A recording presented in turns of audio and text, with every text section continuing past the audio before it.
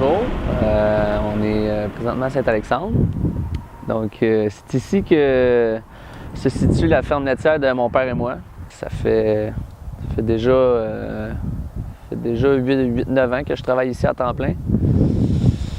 Puis là, justement, ça fait 2 semaines que je me suis associé avec mon père dans la compagnie, la ferme Saint-Alexandre. Donc, on est rendu à part égale à 50-50. Ici au Canada, on est le seul pays dans le monde. On a la chance d'avoir le système de gestion de l'offre. Ça veut dire qu'on a des quotas à respecter. Donc ça fait qu'on a un bon prix pour le lait quand même. Ça fait que les petites fermes comme nous autres peuvent réussir à bien vivre. C'est comparativement aux États-Unis, que eux autres, c'est vraiment des grosses usines à lait. C'est comme des fermes en moyenne de 1000 quelques vaches et plus. Là. Ici, on tire 50 vaches. Là. C'est même pas comparable. Là. Ça fait qu'on a des belles petites entreprises ici familiales qu'on peut réussir à garder. Puis je pense que ça fait partie du patrimoine québécois, là, des belles fermes comme ça. Là. Ben là, en ce moment ici, on est en régie conventionnelle. Donc ça veut dire que c'est pas biologique si on veut. Là. Puis moi, c'est quelque chose qui m'attire beaucoup, là, le côté biologique, le côté naturel.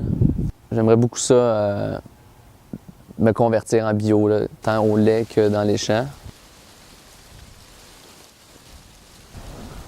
Tu sais, là, c'est beau, on a des champs, c'est des gros champs, tu sais, ça pourrait être encore mieux que ça, là. Moi, quand je regarde un champ de maïs, un champ de monoculture arrosé aux pesticides, OGM, là, je trouve pas ça si beau que ça. C'est un désert de maïs, si on veut. Là. Le sol n'est pas nécessairement en santé là, en dessous de ça. Même qu'on est en train de dégrader beaucoup là, nos sols là, avec l'agriculture conventionnelle. Là. Le sol, c'est pas juste de la terre, c'est qu'il y a plein de micro-organismes, il y a de la vie là-dedans. Là. Puis c'est justement ça, en revenant en régie biologique, on va ramener plus d'humus dans le sol, plus de vie, plus de micro-organismes. Les sols plus en santé.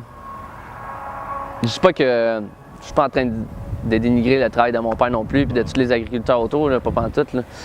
Qu'est-ce qu'on se rend compte aujourd'hui, 50 ans plus tard, que c'était peut-être pas finalement la meilleure solution. Là.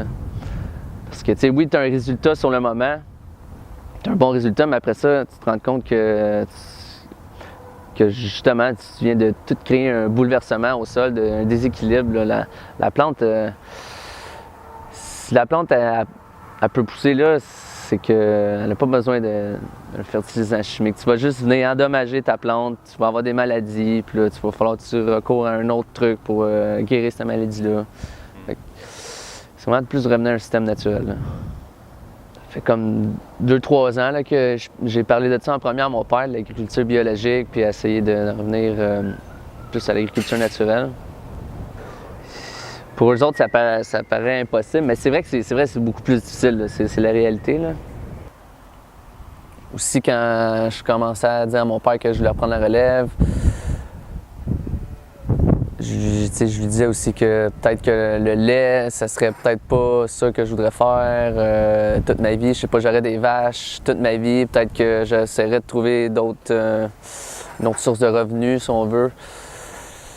Puis là, c'est sûr, lui, ça y faisait de quoi, parce que ça fait 45 ans qu'il a acheté la ferme, puis qu'il est là 2 fois par jour à travers les vaches. Fait que, tu sais, s'il verrait la ferme se démanteler, plus de vaches, c'est sûr, ça y ferait de quoi. Tu sais, j'ai la chance d'avoir un bon père qui est assez ouvert d'esprit, puis qui est compréhensif. Fait que... moi, je suis plus une personne qui irait peut-être un peu plus du côté végétal, là, si on veut. Là. Puis aussi des arbres fruitiers, j'aimerais ça en planter beaucoup d'arbres fruitiers, avoir un beau verger biologique, il n'y en a pas beaucoup. Là. Je pense que ça pourrait marcher, ça pourrait bien marcher. C'est difficile, mais ça pourrait bien se faire.